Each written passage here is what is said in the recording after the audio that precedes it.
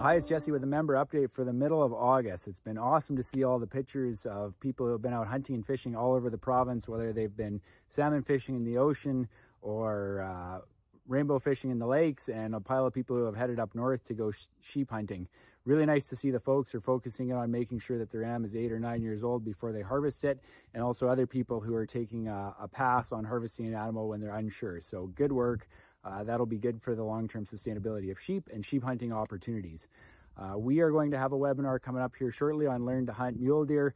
We'll be talking about mule deer ecology, behavior, how to hunt them in different times of the year during the hunting season, and kind of what to look for, how to do it, and how to identify animals, all of that sort of stuff. By the time this video comes out, we should have a webinar up on our website on Learn to Fish Pinks on the Fraser River. Fred Helmer is the one who's going to be putting on the webinar. He's got decades and decades and decades of experience. He's been a longtime supporter of the BC Wildlife Federation.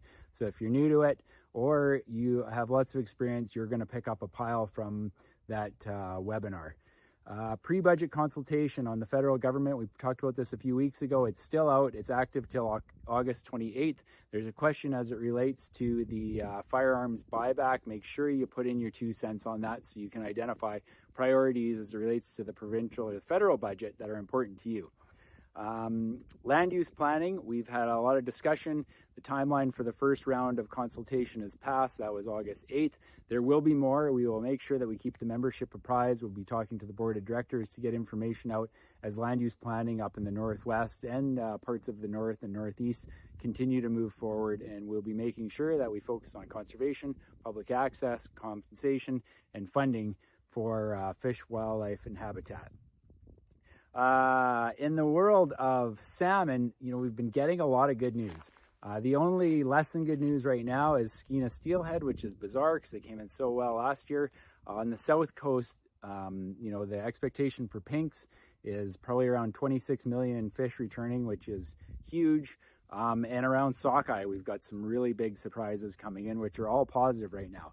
So Dr. Marvin Rosenau, our Inland Fisheries Committee Chair, myself have been spending a pile of time engaging DFO and the province on the sustainability of getting some fisheries opened on the Fraser.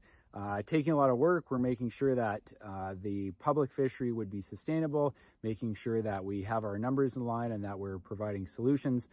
It looks like the pink fishery is just like with that many pinks, even if things come in well below what's anticipated, a pink fishery will be sustainable and should be opening here in the next couple of weeks.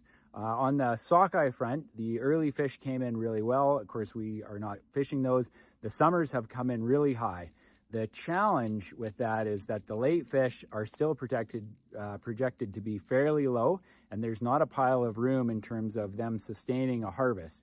They are already mixed in out in the strait with the summer fish, and they're starting to enter the river. So we have spent a pile of time again looking at the sustainability of a public opening on this fishery. We have a number of proposals which have gone off to DFO. We'll be engaging the Government of Canada, will be engaging the province of BC to advocate for some sockeye salmon opportunities for British Columbians and Canadians to go out and enjoy. There's a ton of fish.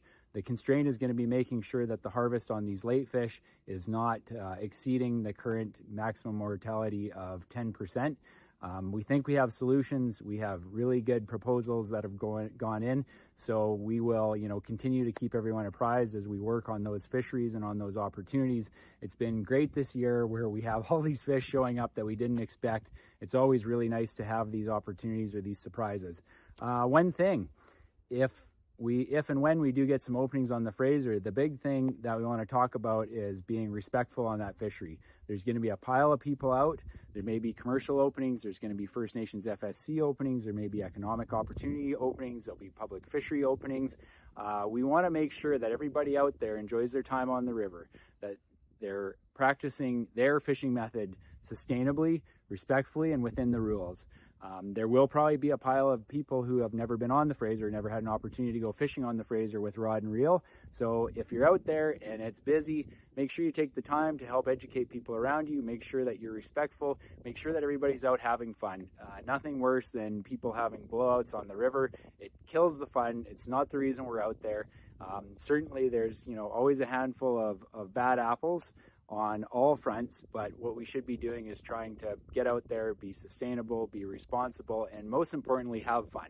You're probably going to see a bunch of kids out on that fishery too. The last thing we want is for them to be exposed to people who are arguing or not getting along on the river. So take the extra time to educate the people that are beside you, talk to them about the fishery, help them fit in, help them catch fish, help them take care of their fish, and make sure that you all have a safe, responsible, and enjoyable time.